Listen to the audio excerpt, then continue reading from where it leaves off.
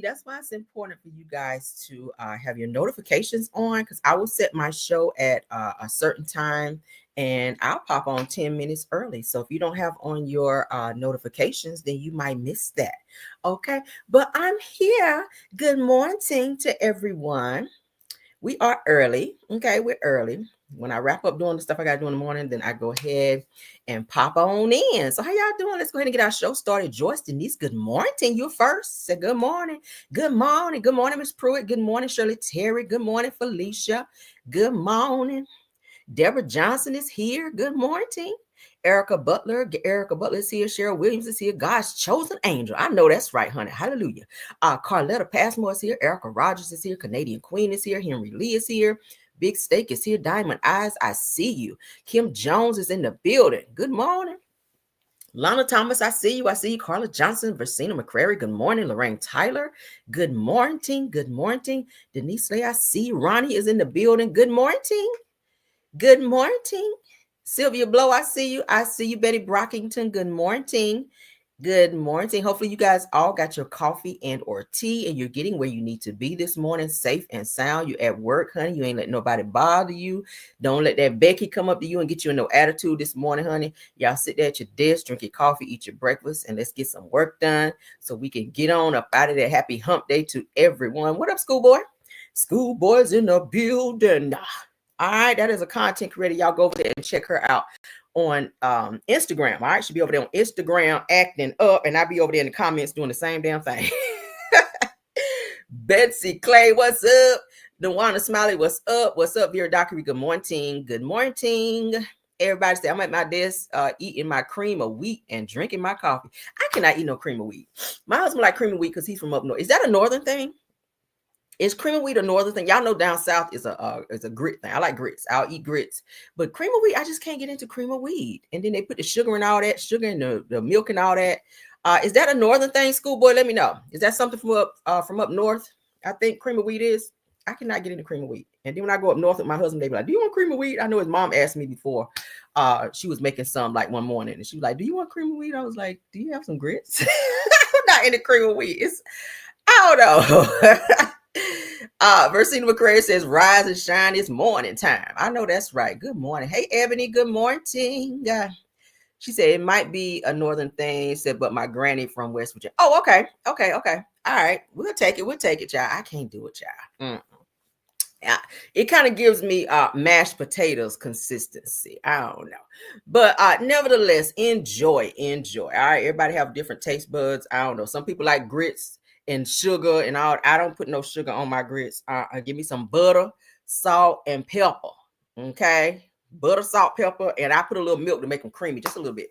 But and give me some cheese. All right, I put some cheese up on there too. Yeah, we love cheese on our grits. So shout out to the grit. Shout out to the grit eaters. All right. Say yeah, it must be. Yeah, I don't know. Good morning, Harriet. Good morning, Harriet Westmore. All right, let's get into our show because we have one. Everything said in this video is alleged, in my opinion, and is used for fair use and entertainment. Say my husband put it in his smoothie. Really? Okay, Ronnie. I did not know that people put that in their smoothies. Okay. All right. Well, you can put anything in a smoothie, but hey, that's what's up. Alicia Stout, good morning. Let's talk life. Good morning. All right, let's get started. Where my mods at? Let me see. Let me send out a flare out here, girl, for my mods. Where my mods at?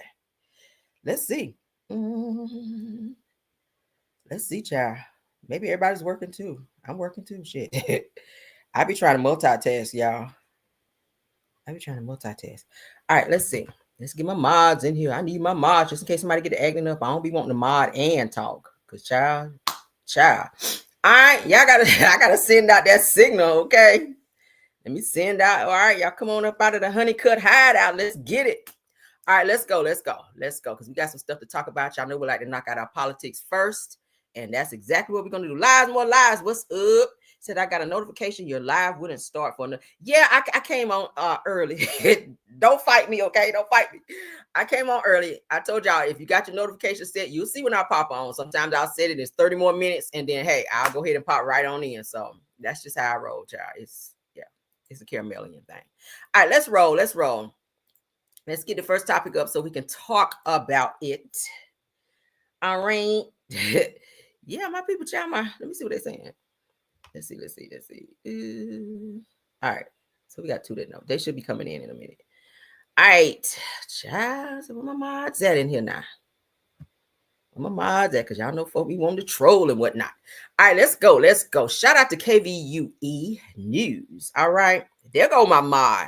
What up, Scorpion?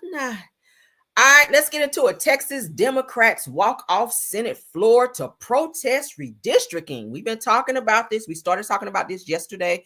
Let's follow up on it. Now, y'all, pardon me with the ads on this page because this is a lot of pop-ups, and baby, they be getting on my nerves. Let's go ahead and get into it. All right, so let's go ahead and listen to the video. Legislature's special session where business in the House remains stalled. House Speaker Dustin Burrows is still demanding absent lawmakers return to work. It is time to get home and take your seats. The Texas House once again failed to reach a quorum today. 95 members were present. That is less than yesterday. More than 50 House Democrats left the state last week to block passage of a bill to redraw congressional maps to gain more GOP seats in Congress from Texas. Today marks the first time we've seen flood relief on the House agenda. KVU's Daniel Perot is live at the state capitol with more on how Texas Republicans are increasing that pressure on House Democrats in hopes of getting them back to the Capitol by the end of this week. Daniel. Mark, Texas Republicans say they're planning to try one more time on Friday to see if they can get a quorum in the House. If they're not able to do that, they plan to adjourn both chambers, what's known as sine die, so they would end this first called special legislative session. And then Texas Governor Greg Abbott says immediately after that, he plans to call another second special legislative session. In a statement today, Governor Greg Abbott said that the new special session would have the same agenda as the current one, but he's not ruling out adding more items to it as well. The governor saying, quote, "I will continue to call special session after special session until we get this Texas First agenda passed." Meanwhile, on the other side of the rotunda, 9 of the 11 Senate Democrats walked out of that chamber in protest this afternoon as the Senate began to debate the proposed new congressional map. It was a mostly symbolic move as Republicans still had enough members present to vote on and pass the new map. Afterwards, the Democratic lawmakers spoke out against the mid-decade redistricting and questioned what the point of it is. Democrats say the priority should be focused on flood legislation, not mid-decade redistricting. You know as well as I know, this bill is going nowhere. The bills that we're going to consider, they're not going anywhere. Because the Democrats in the House, when we stand in unity with, they're not going to cave. There will be a second session. Everything we're doing right now, we end up having to do again. Two of the senators who walked out did not return to the chamber, but the rest did come back onto the floor for debate on other bills. The Senate also took up and advanced several bills related to the deadly July floods, abortion bills, and the STAR test. But obviously, none of those bills can go anywhere because the lower chamber is still at a standstill with Democrats out of state and breaking quorum. In a statement today, the Democratic House Caucus Chair, State Representative Gene Wu from Houston, urged Governor Greg Abbott to stop playing political games when it comes to these special sessions. He says that they need to be focused on flood relief, not redistricting. But Wu did not say whether or not House Democrats will be here for the start of that second special session if it is called. At the Texas Capitol, Daniel Perot, KV News. And Daniel, we can see this all start over again, depending on how this Friday goes. Daniel live for us at the State House. We'll see how that vote go, all right? They said they need to be focusing on flooding versus this redistricting stuff. So we're going to see how that work out for them. Y'all see people were walking up out of there because they just did not agree with it and they were sick of it. They're tired of the bullshit, all right? Now, they're saying 9 Senate Democrats walked out, okay? So the 2 of the Senate Democrats, State Senator Juan Chu, whatever his last name is, child, and Judith Zafranini, okay, stayed behind, said that the move was primarily symbolic as after a short debate, Texas Republicans had enough support to pass the proposed new congressional map by a 19-2 vote in the upper chamber. All right. What do y'all think about that? Now, it says that even though it has cleared the upper chamber, that the bill will likely die and not move forward in the House. Okay. Which has been stalled for the last 9 days since House Democrats broke quorum and fled the state. Now, it says that without a quorum, the House can't consider the bill. So we're going to see how this pans out. Shout out to anybody from Texas. If you guys are in the Texas area, this definitely will affect you. So we're going to pray up that all things work for the good. Okay. Yes, because they are trying to do a little switcheroo. I feel like they better not mess with Jasmine Crockett's seat. That's what we do know. All right. We talked about that yesterday. Because we're gonna have to be boots on the ground down there. All right. I'm gonna have to get me a plane ticket, child, fly on out there to Texas and be boots on the ground. And probably one up the ass. All right, let's move on. All right, let's move on. We still in politics. All right. Shout out to the game of stonks for this. Says President Trump. That's y'all president, y'all. Trump, I call him Trump, fires the head of the IRS. This motherfucker's firing everybody but himself. All right, let's get into it. Let's get into it now. Trump is removing Billy Long from his long-leading position, said that the Internal Revenue Service just 2 months after he was confirmed as commissioner, according to 4 people familiar with the matter. And says Mr. Long, a former Republican congressman and staunch ally of Mr. Trump, is expected to be nominated to be an ambassadorship. The people are saying, I said, it is unclear who will next lead the IRS, which has had 6 different people in charge this year. Now, Treasury Secretary Scott Bessent will serve as acting commissioner until the permanent replacement is in place, a senior administration official has said. Now, Mr. Long has been an unusual choice to lead the IRS, says that he did not have much background in tax policy beyond promoting a tax credit that the IRS has warned was riddled with fraud. Ain't that something? Because the president is also into some fraud too, allegedly. And while he was in Congress, he supported legislation calling the abolition of the agency entirely. Okay, so his ass is out of there. He didn't know much about what the shit was going on anyway. So he's been fired by y'all president. Okay, moving along. See how we ain't stay on that? Let's get on to the next one. Shout out to one of my subbies for sending me this. Didn't even know this shit was gonna already be in the show. Y'all know I be on it with politics. All the updates or whatever that needs to be talked about, we're gonna definitely talk about it. But thank you to my subby for sending this morning, because she said, hey, Camille, please talk about this, and we shall. Okay, I told y'all, send me what you guys want me to talk about and or address, and I will send. I will look at it, and we will go ahead and add it to our show. Okay, because I want to talk about what you guys want to hear. All right. Says, look at the kiddo calling her. Right. All right, let's get into it. Trump got a problem with everybody that's frauding except himself, because y'all know he's stating some bullshit. All right. Again, get them Epstein files out there. Now, speaking of the Epstein files, and this won't even on my show, they're saying that Bill Clinton is one of the primary suspects now in the Epstein file case. Did y'all know that?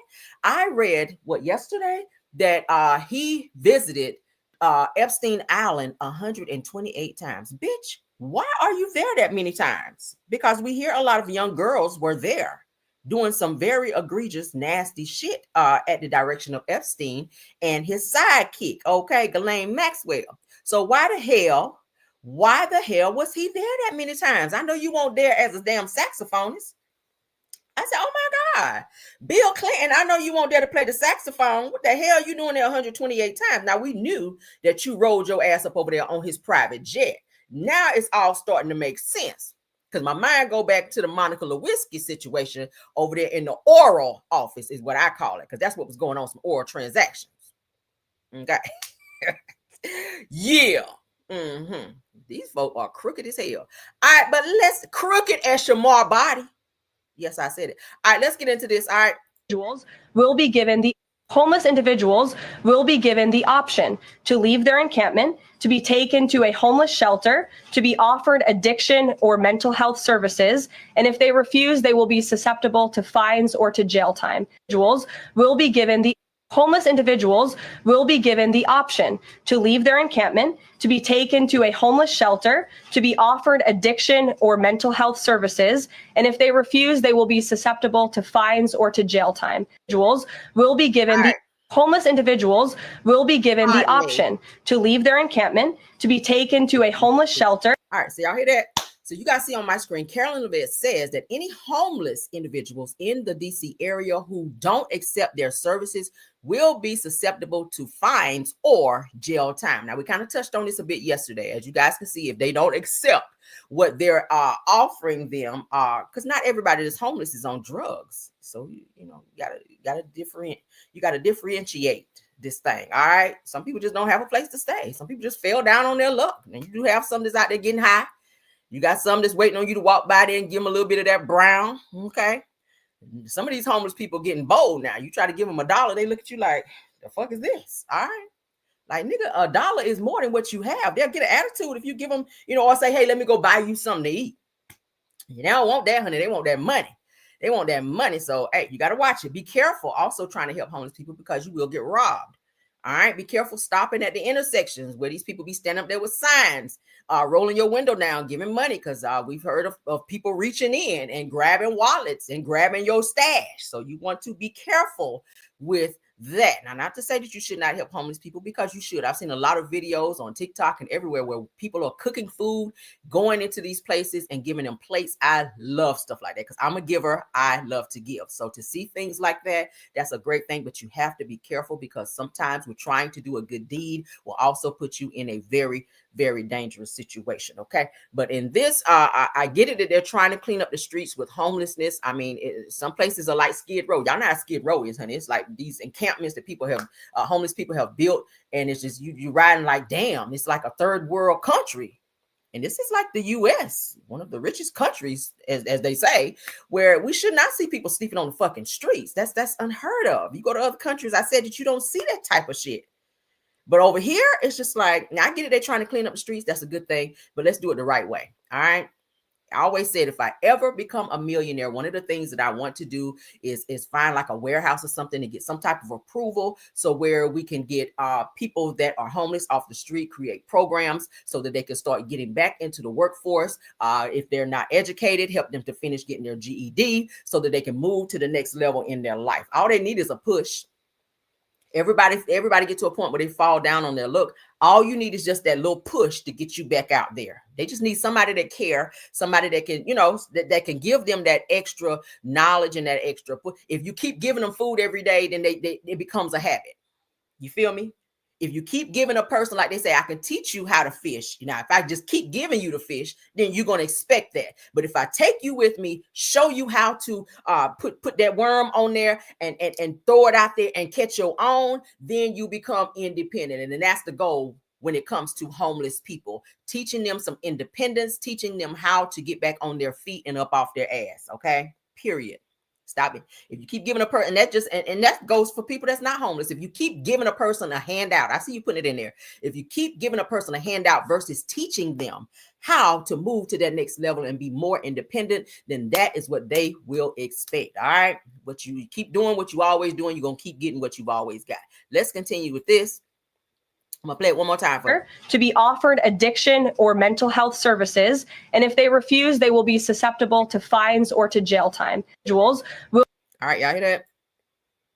Y'all hear that? They said the Trump calls for immediate removal of homeless people in the DC area. Said that we will give you places to stay, but far from the Capitol. So I get it. They want to clean it up, honey. It's the Capitol. They do have a certain image that they want. They don't want homeless people just laid out there in front of the Capitol. That's not a good look where people, because y'all know a lot of tourists that come into the DC area, they want to go to the Capitol. They want to see that. So to walk past a person laying down there, sleep on the ground, it's like, what the fuck is this? So I get it. He like, don't y'all lay in front of my house, because y'all know that's his house now that he's in there. All right, but let's get into what he's saying. This is what Trump had to say. This is him. Y'all see it verified here. Now, he says, we're having a news conference tomorrow in the White House. I'm going to make our Capitol safer and more beautiful than it was before. Well, can you get out first? That's the first step if you get out of office to make it more beautiful. But okay.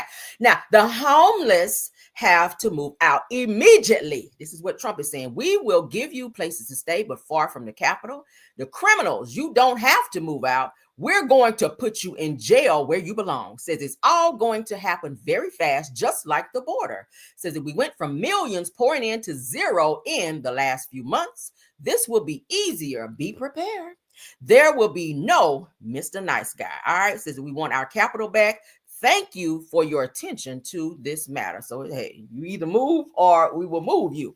All right.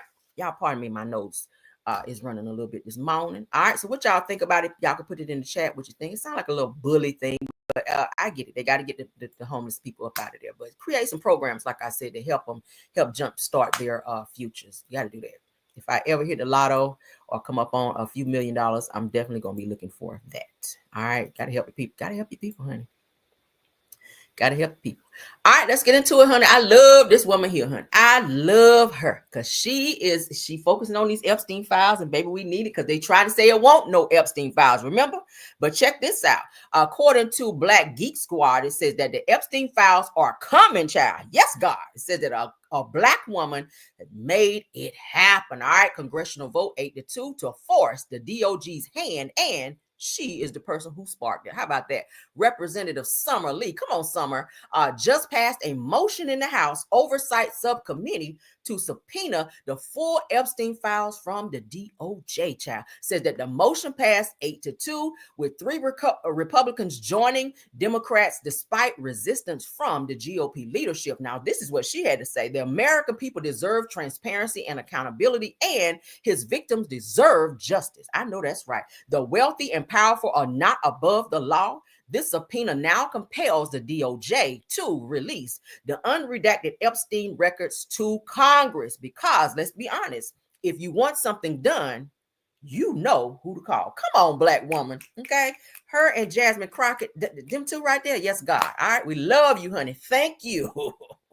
Because Trump tried to say, oh, those files don't exist. Well, how are they being subpoenaed if they don't exist, right? How are files being subpoenaed if they don't exist? Trump, you know they exist because your name at the top of the motherfucking list. That's why you don't want it to that's why you don't want that list to come out, because your name is at the very top and probably at the bottom. Your name is probably at the top, the middle, and the bottom of that bitch. Yeah, we saw a few pictures of you on there. All right, so let's continue. According to what Representative Summer Lee had to say, that's her, she's verified, you see the check mark. The House subcommittee just passed my motion to subpoena the Epstein files. Now, the DOJ must now release them to the Oversight Committee. The American people deserve transparency and accountability, and its victims deserve justice, as I just read to you guys. She said, I just offered a motion to subpoena the Epstein files. If Republicans really want to find ways to protect children from being trafficked, let's get to it. All right, I agree. What do y'all think? Y'all can put in the chat what you think about what Miss Representative Summer Lee had to say. She is trying to get those files, and I want to know who's up on that list. We heard Oprah's name might be on there, and a few other people may be on there as well. Chris Tucker, there's a lot of people. I just told y'all. All right, Bill Clinton, we already heard his ass was there 128 times, okay? Yes, he was. So let's continue, child.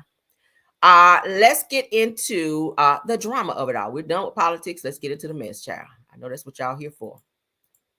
Let's get it. Let's get it. Let's go. All right, Rashida Kirk's son update.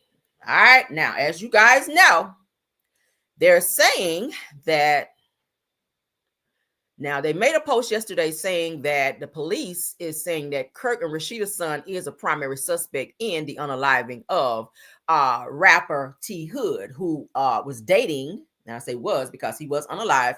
He was dating Kirk Frost's daughter. All right.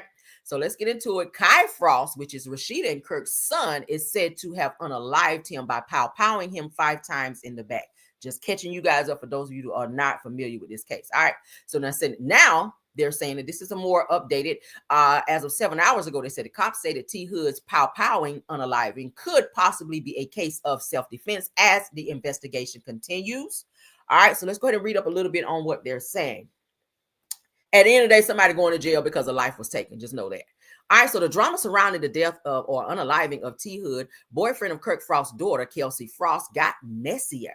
Says it said that as we told y'all, said the T Hood, whose real name is Telvin Hood, passed away from a pow-pow wound on August the 8th after an alleged dispute outside of his home. Now, Kelsey already denied having anything to do with it, calling the rumor weird and sick while saying that she is heartbroken over losing the love of her life. Recently, T Hood's family posted an alleged recorded phone call they claim is between Kelsey and one of his relatives. Now, in the clip, a woman believed to be Kelsey is heard saying, "I don't condone that ish, brother or not." Okay, sound like an admission there. Says that the family member then says, I don't know how they would let him out when you told them that your brother pow Kevin and the woman alleged to be Kelsey responds, exactly. Okay. Let's continue. Says that now, according to Fox 5, police say that their investigation reveals the power may have acted in self-defense.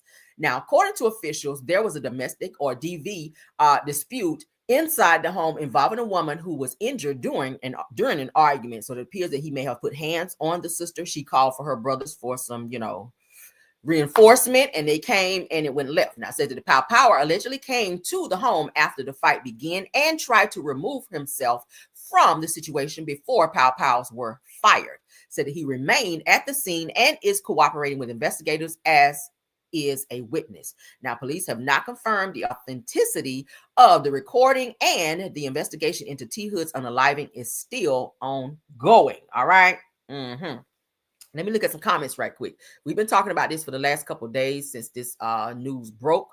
All right, let's see. Schoolboy is saying, well, he was beating her. Yeah, he was putting hands on her. I'm gonna keep it 1,000 with you. If y'all have brothers, anybody got brothers, y'all know how family members are. If you're in a relationship where DV takes place, brothers are gonna come and take up for you. They're gonna step in and do what brothers are supposed to do, be protective. Now, sometimes somebody's life is going to be taken. And do I condone that? Absolutely not. But sometimes things go left. If you're fighting and it can trigger something for you to see another man putting hands on your sister, naturally, brothers are protective. I have brothers. My brothers are the same way. Okay. And they fucking crazy.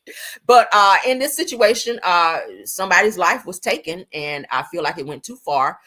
So with her calling her brothers, which is something you should do if you feel scared, you call your family members or brothers for protection. Upon them getting there, things went all the way left and somebody's life was taken. Now, the problem that I have with this is they're going to have a very, very hard time proving that this was self-defense if the person was pow in the back 5 times, which shows that they are leaving the scene, okay? Which shows that they are leaving and they are no longer a threat to you because they are walking away. So you're going to have a very, very hard time proving that this person was a threat to you if you pow them in the back. Okay. That's for anybody that own a firearm. Understand that if somebody break in your house and they break out running away from your house and you pow them in the back, they're no longer a threat to you. And you could be charged. Now, if you live in a state that stand your ground, you could probably get away with that because they did enter your house. But if you pow them in your house, you are within right. And this situation is going to be kind of hit or miss because this person was pow this many times, 5 in the back. And this person did not, from what we hear and from what I read, had a weapon on. He did not have a weapon. Now, you can say all day, I thought he was going to go get a weapon. He did not have a weapon during the time that you fired 5 shots or pows in his back. You got to know how the law works. I own one, so I know. You got to read up and understand, educate yourself if you're going to be out here pow-powing. I'm just saying. It's a thin line.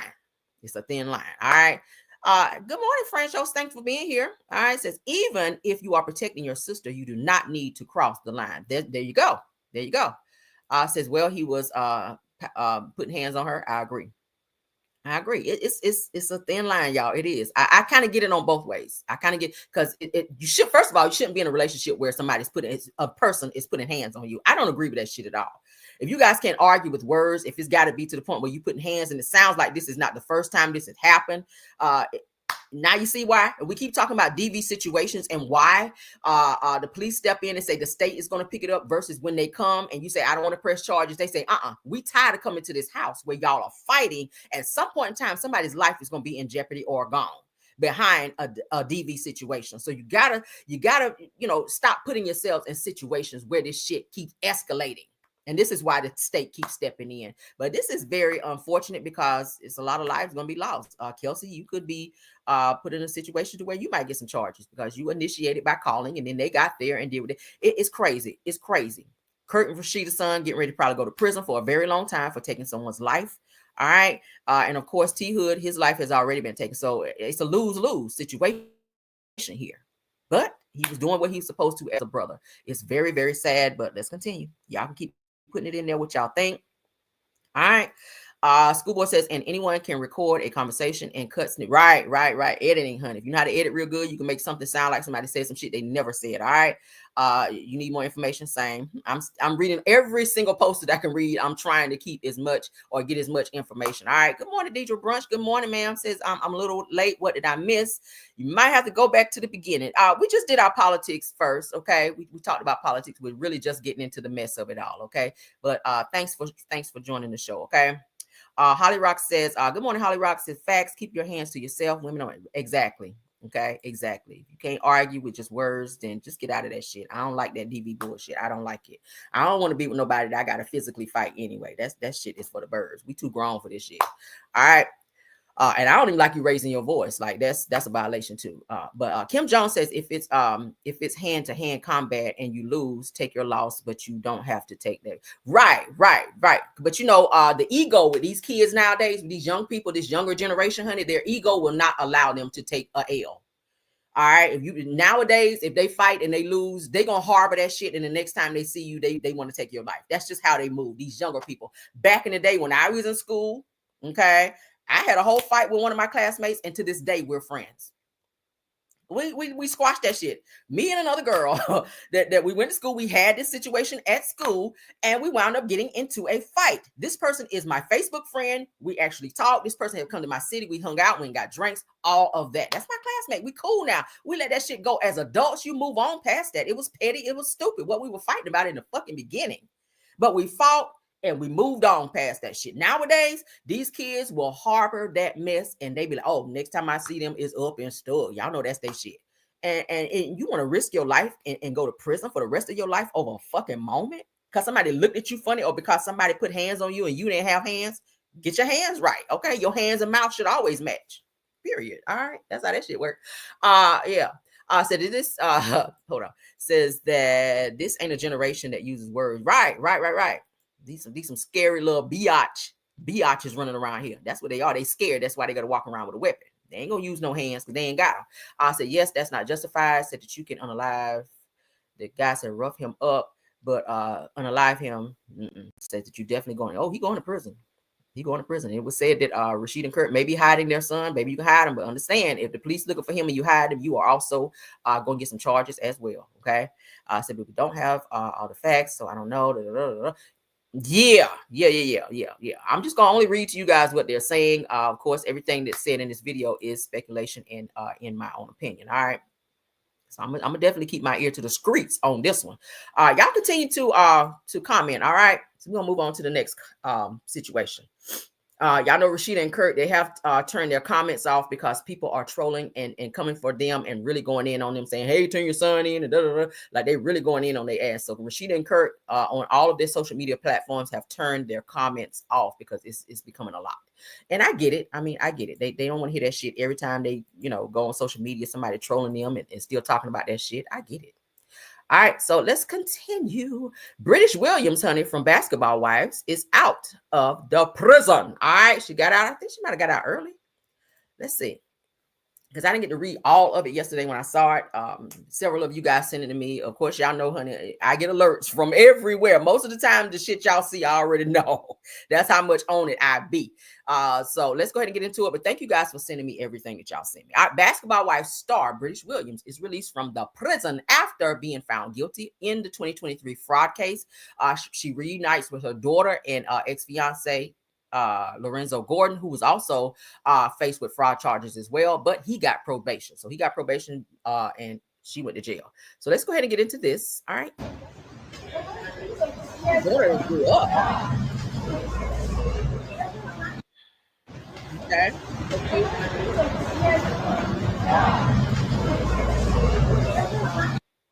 All right. So y'all remember Brittish from Basketball Wives. She may return back to the show. Who knows? All right. This is Lorenzo. All right. This is Lorenzo. His ass got charges for fraud too. Waiting on the sprinter, you know what I'm saying? I need a Daddy of the Year award. And then my big one. Real talk. You know what I'm saying? It's gonna be a beautiful day today. Just waiting on the sprinter. You know? All right. So they're saying that Basketball Wives star Brittish Williams is finally home after being sentenced to 4 years in prison for bank fraud. It said the wire fraud, misuse of social security number, and multiple counts of making false statements to the IRS. Now, damn, she had all the charges, right? Now, in 2023, Brittish pled guilty to misusing COVID relief funds after receiving over $50,000 in PPP funds. I told y'all about them PPP loans. Baby, they're going to get your ass, all right? $144,000 in disaster relief funds and $27,000 in funds for housing assistance. Now, this was just a few of the long list of her alleged schemes. Damn, Brittish. Can somebody else get some fraud charges? Bitch, you just took them all. The reality star was welcomed home by her daughter and ex-fiance Lorenzo Gordon, who was also found guilty of misusing COVID fund relief and sentenced to 5 years of probation, 200 hours of community service in order to pay over $300,000 in restitution, honey. Now, Lorenzo took to his stories to share his excitement, showing him picking up Brittish with their daughter, said that they had roses in hand and were in a blacked out Sprinter van, said that you can tell he's excited for this new chapter with his family being reunited. All right, so glad that Brittish is out. Looks like she got out early because she did get what they say 5 years, child. I don't think she served no 5 years, but good behavior, honey. You went in there and got them fish shoulders and let them braid you up real good, and you cooperated and whatnot. You and Miss Big Brenda up in there, and now they let you out. Okay, don't do that shit no more, because the next time you ain't gonna get no slap on the wrist. They're gonna give you that good hard time with them football number, the football number time. All right. Yeah, her daughter's so beautiful. Let's get into that. She's so beautiful. Come on, Hera. Look at her. She's so pretty. Aw. We don't drink no Coke. We don't drink no Coca-Cola. No, I don't. You know I can't drink no Coca-Cola. Trying to drink her a little Coca-Cola, a little grown self. All right, so shout out to Brittish, honey. Shout out to Brittish for getting out of the jail, honey. Let's get on into some more news that I hope y'all can use. Steve Harvey, honey, let his teacher know. Don't be doubting me. Don't be thinking that I ain't gonna be a star. All right. Sometimes you have people out there that don't believe in you. Steve Harvey let his teacher know, honey, that I'm gonna show you. I can show you better than I can tell you. So shout out to Steve Harvey. Said that Steve Harvey sent a TV every year to the teacher who said that he'd never be on TV. That's some petty shit, okay? But a TV every year, yeah, keep sending them, and I'm gonna sell every one of them hoes, and that's like a little business for me now. Okay, you send a TV, and I can sell it and get the money from it. Okay, so thank you, Steve, with his petty ass. Okay, you still in your feelings about that? Now, it says that imagine being told that you'll never make it on TV. Says that's exactly what Steve Harvey's teacher said to him. That kind of rejection can crush dreams and break spirits. For most people, it would have been the end of the road, honey. All right. Now this says, but not for Steve Harvey. Instead of letting those harsh words silence him, he used them to spark a fire inside, a burning determination, child, to prove that doubt wrong. Okay. Prove that doubt wrong. Look at me, child. Shout out to Cha-Ching Money. All right. Now, said that he fought through years of struggle, rejection, and setbacks until he finally became the TV star everyone knows today. And instead of being bitter, Steve chose something better. Okay. That's right, child. Don't be bitter. Be better.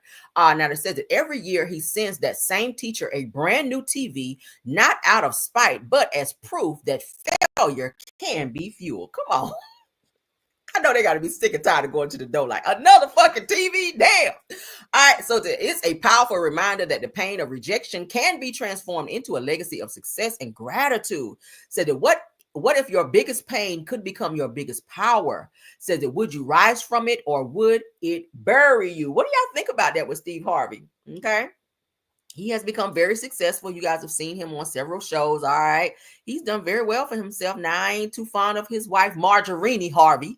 All right. That's what I like to call her ass. But hey, at the end of the day, he got some money. He got some bank. He's been on TV. He's, he created a legacy. I don't like the way he treats kids. But Steve Harvey, he is that dude. All right. He is a king of comedy and he has some other things going on as well. So shout out to Steve for being petty after all these years. At some point, let it go. You ain't got to send no more TVs. I think your teacher get the message now.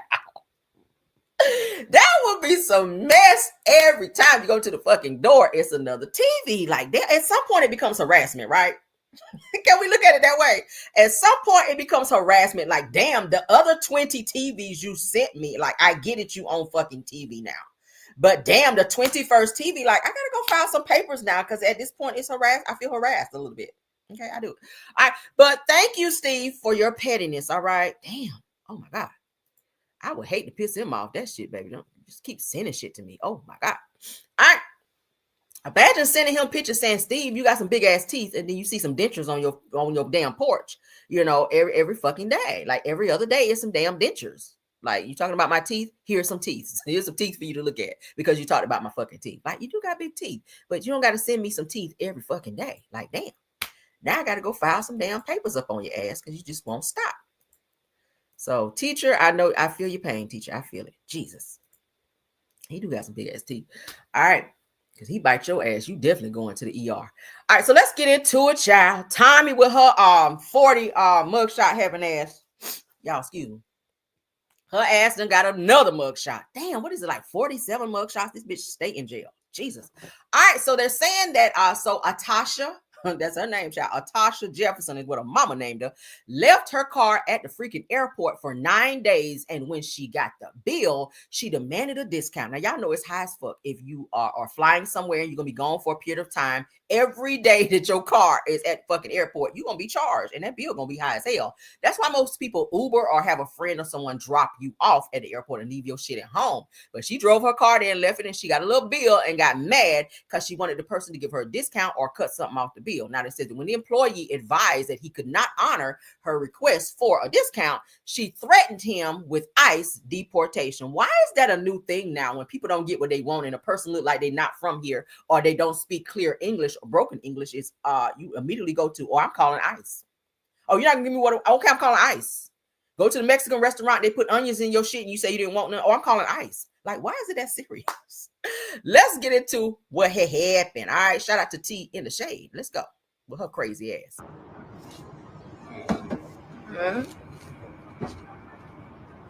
Look at me. Look at me. Give me a discount. Why?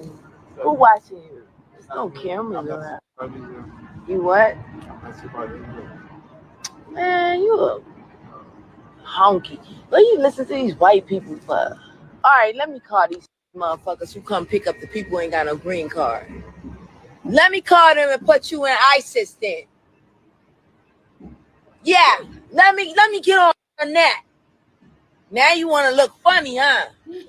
Let me come up partner in ISIS. You want to obey the white man that bad? Let me show you what the white man will do to you. Trump! Give me a discount. I've been going for a week. I ain't mean to say that long. Real fire. Hello? Give me a discount. You don't want to do it, you're asking to find yourself in a world of trouble, buddy. Because I know you're African. Hi, Tommie. You look so beautiful. Hey, baby, I can't wait till my sister get out of jail. I won't have these fucking problems. This nigga don't want to cut me no deal. So nice. Exactly. Tell him. She's very nice. You're so pretty. Tell him. Look. She the real one. Real one. So pretty. Tommie Lee. You bogus, dog. Who is you? 300.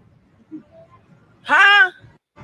No, it was 200 when he said it. Nigga, you got me fucked up, nigga. Show me the dates. I'll fuck y'all niggas up out here. Dead ass.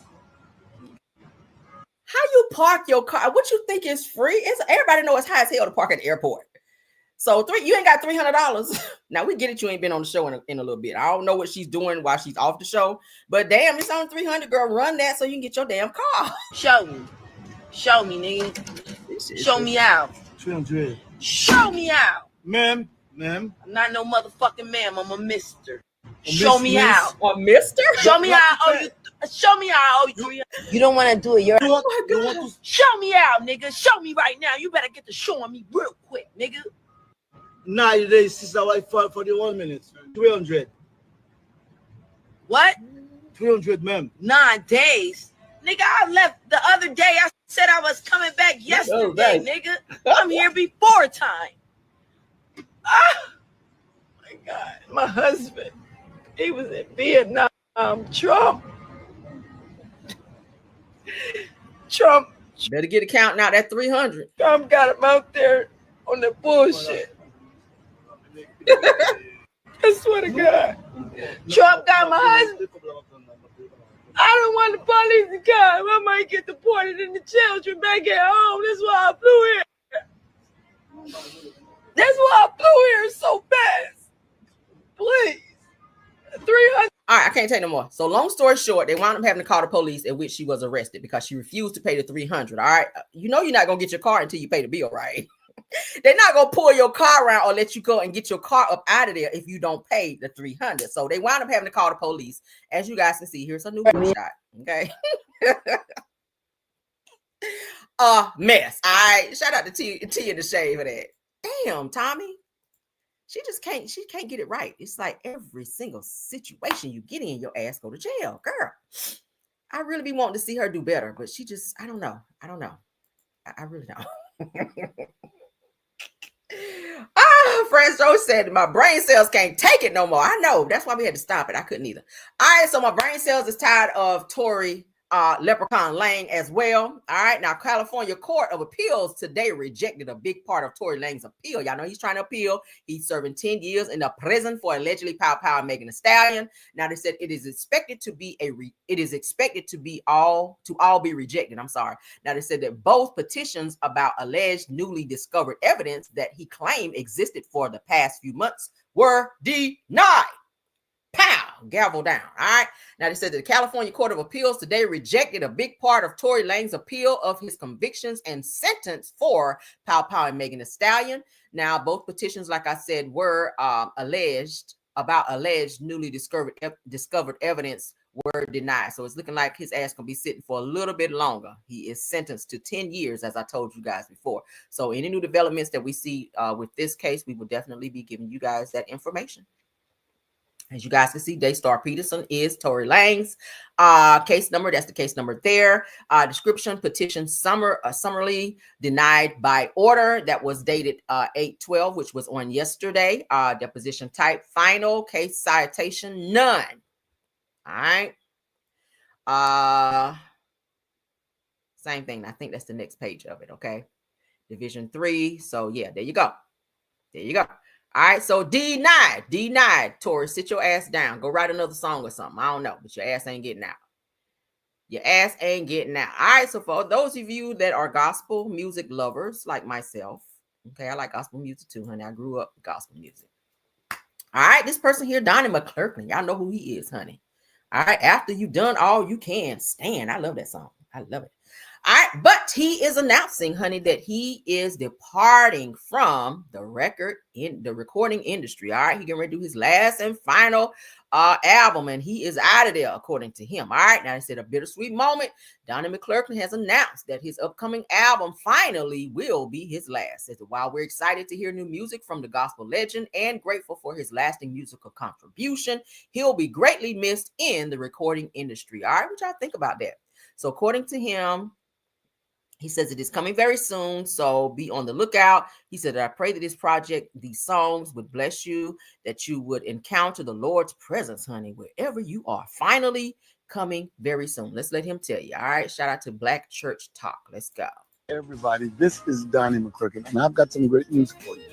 We've been working on a brand new musical project, and it's going to be my final recording entitled Finally. We've got wonderful songs. We've got great featured artists that are going to be on it. And literally, it is a work of love, saying thank you and farewell to the recording industry, but leaving a mark that will glorify God. And I pray that it blesses you. Look forward to it. The music will be released very soon. And I thank you for all your support. Be on the lookout. Some great music coming up from yours truly, Donnie McClurkin. Final. Hey, everybody, this is Donnie McClurkin, and I've got some...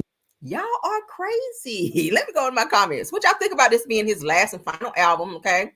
Now, he's done a lot of great music. Friends Joe is crazy. He says, is he ever going to come out of the closet, girl? Girl, listen, I don't know. Somebody else said, I love his music. I like his music, too. He's a great, great singer, okay? He is. Donnie be singing, honey, all right? I said, is he playing Jade Don't Walk Away in the background? I don't know if that was Jade or not. Okay, it sounds like some up tempo something. It says Donnie, I can find you a good man, Savannah, if you want. Not a good man, Savannah, child. Y'all got me cracking up this morning. It said Donnie McClurkin, that CD with After You Done All You Can. Yes, honey, that song right there, child. All right, y'all know you can listen to that song when you're going through some stuff, and baby, it'll bring you up out of it. All right. Some of y'all might get to crying. Y'all know I don't be doing that crying shit. Says I'm gay. Said he gay. I don't know. I don't care if he comes out or not. Hey, there you go.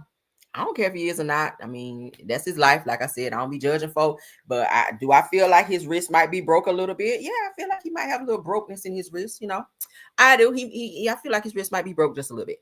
But he does make good music. Nevertheless, he is announcing that he is leaving the music industry, and this will be his final album. So for those of you who are huge fans of Donnie McClurkin, honey, that will be it for Donnie. So y'all have to go back and listen to his old stuff and get his new album if that's what you choose to do. Okay. Shout out to you, Donnie. Shout out to you. Let's get back to I ain't messing with that. I'm not getting struck down, child, because it look a little cloudy out there this morning anyway. Y'all ain't about to get me struck down over here talking about no damn Donnie McClurkin. All right, let's get into another music legend that I love, but I did not want to hear what had happened with my Auntie Gladys Knight over here. All right, let's get into Auntie Gladys, okay?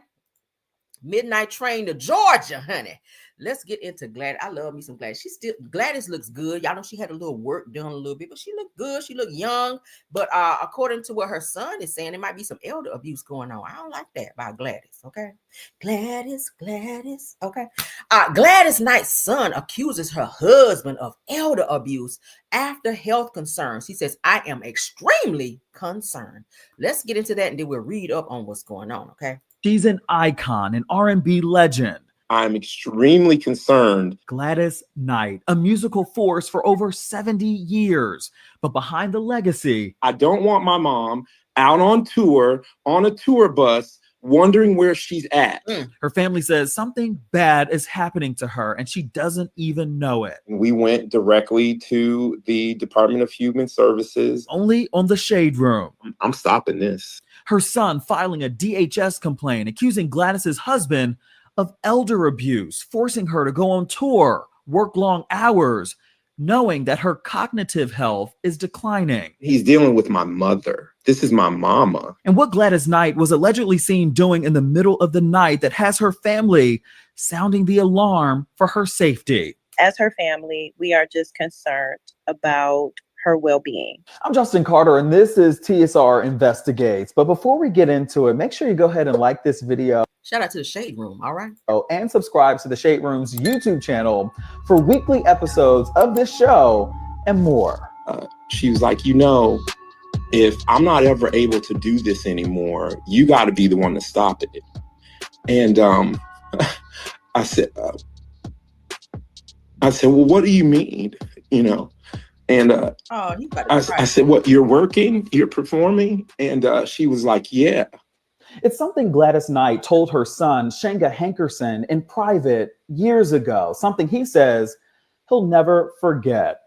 It's why Shenga and his ex-wife, Gloria, reached out to the Shade Room last week with disturbing allegations of elder abuse at the hands of William McDowell, Gladys Knight's current husband of nearly 25 years. Their family dynamic. Y'all know her husband, Gladys Knight's husband, is the, I want to say, cousin or uncle of Aaliyah. Y'all remember singer Aaliyah who passed away? He's related to Aaliyah, okay? Let's continue. Has been rocky over the years, as we've seen play out in the media. We're going to get to that in a moment, but Hankerson says as his mom prepares for the second leg of her tour with Shaka Khan, Stephanie Mills, and Patti LaBelle, he says that William McDowell is manipulating people into thinking that Gladys Knight is not struggling when she's getting on stage every night. It led him to drive on down to North Carolina, her home state, and file a complaint with the Department of Health and Human Services. She's worked like 70-something years of her life, and her legacy and what she's worked for should be respected. We all know Gladys got hits, and with millions of records sold and 7 Grammy Awards. I saw this coming, Justin. Everybody who truly loves my mom saw it. Her youngest son, Shenga Hankerson, whose father is longtime record executive Barry Hankerson, is now fighting to protect his mom and preserve her legacy. I'm so sorry.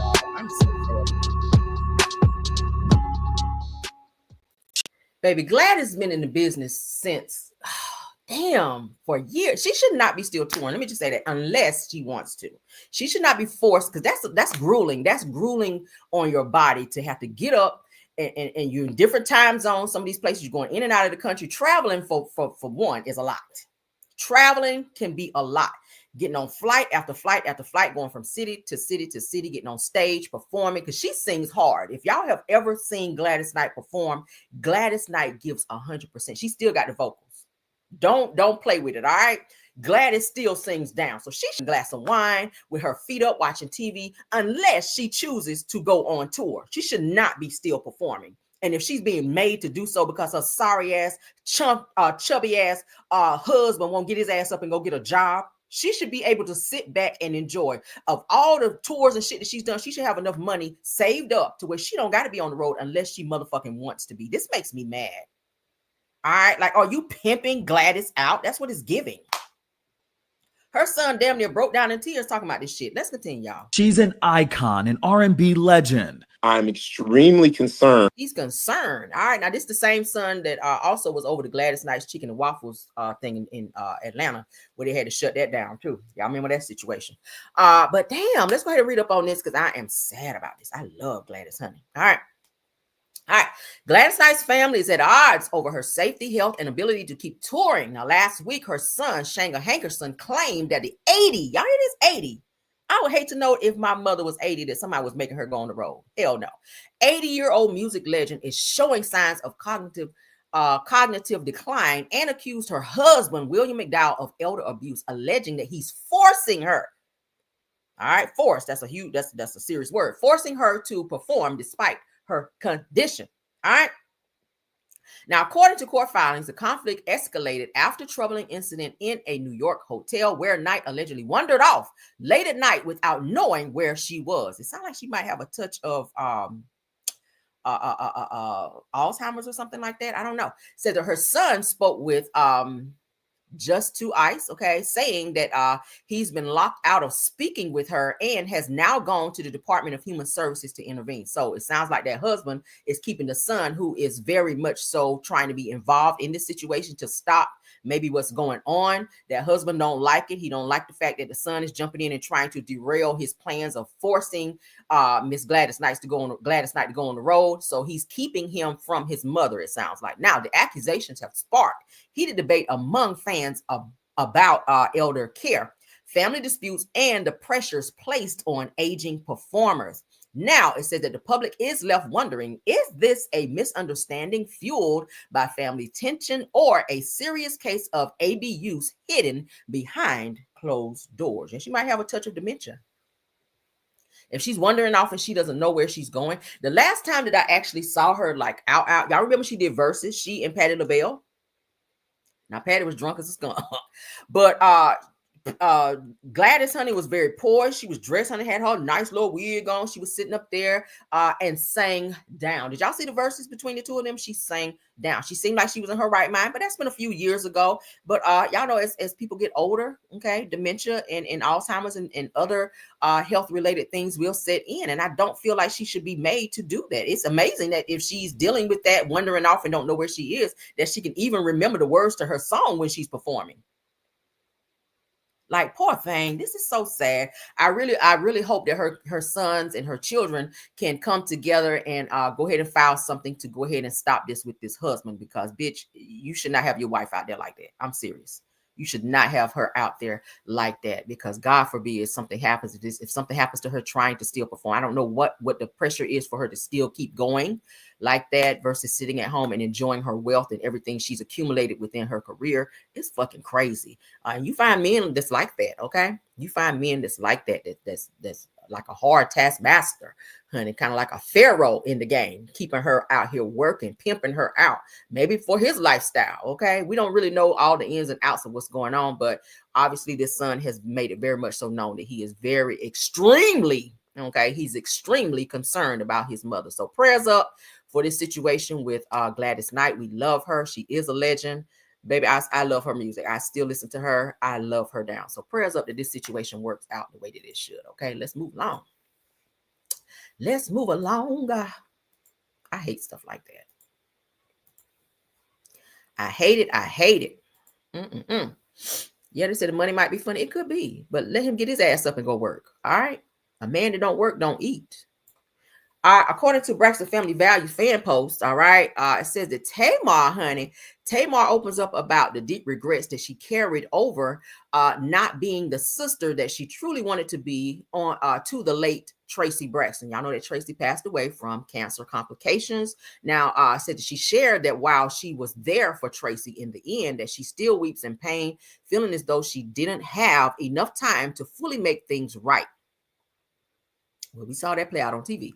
Now, they said that Tamar revealed that she and Tracy had heartfelt conversations before her passing, where they apologized to each other and expressed their love. But the loss still weighs heavily on her. I feel like there's something that maybe you did not fix, and your conscience is eating at you because you treated her like shit on TV from what we saw. Now, y'all know siblings fight. I have siblings. Y'all argue, but then you make it right. But sometimes, you know, if you don't fix it right away, that's why I say don't be harboring stuff. Don't go to bed. As the Bible says, you don't let the sun go down on your wrath. If you owe someone an apology, go and apologize, fix it, because you never know. Something could happen and you don't get to do it. And then you got to live with that regret for the rest of your life. I think Tamar is living with some type of regret. I think I shared before that whenever Tracy was transitioning, she didn't even tell Tamar. And she told her family not to tell Tamar. So maybe she felt that Tamar didn't give a fuck. Or maybe they were in a horrible place. You just never know. Family go through shit all the time. But they were saying that Tamar was the last to know that Tracy was transitioning.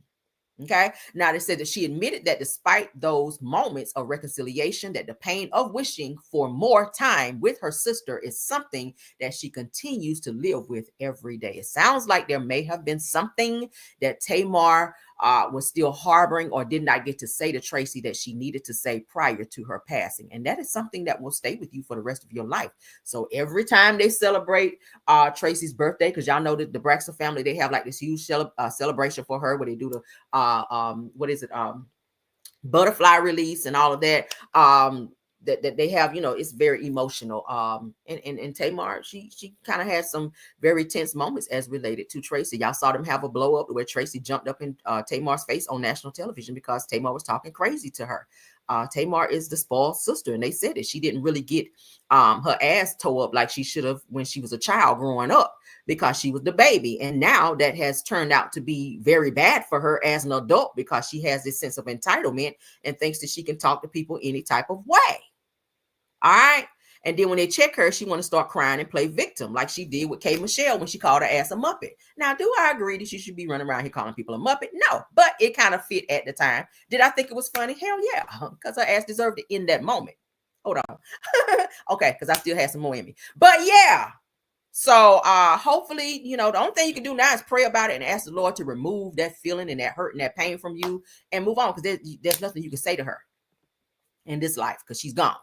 But that's why you got to treat people the way that you should treat them, the right way. Treat people the right way so that you don't have that regret and feel like, oh my God, I should have said this to this person and they're not here anymore. That's something you got to live with.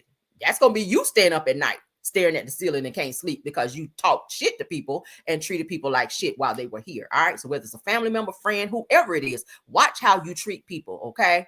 Because you may not get a chance to spin the block and apologize. Okay. Let's continue.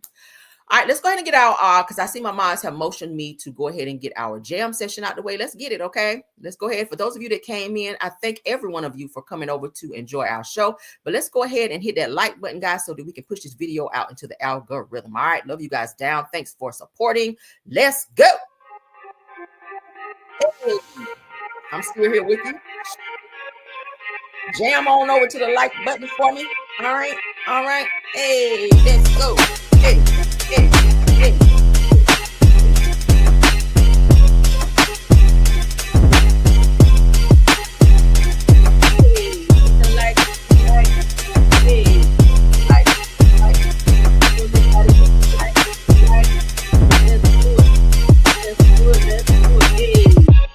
Got the light on back. We can show. Let's go. Now you know, now you know, now you know. Hey, let's go. Tap the light, let's go. Everybody tap the light, tap the light. Hey, everybody tap the light. Come on. Hey, hey, hey, hey. Tap the light, y'all.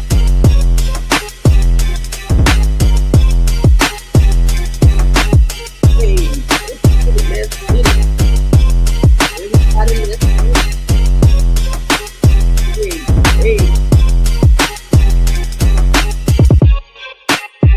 Hey. Smooth it out. Hey. Hey.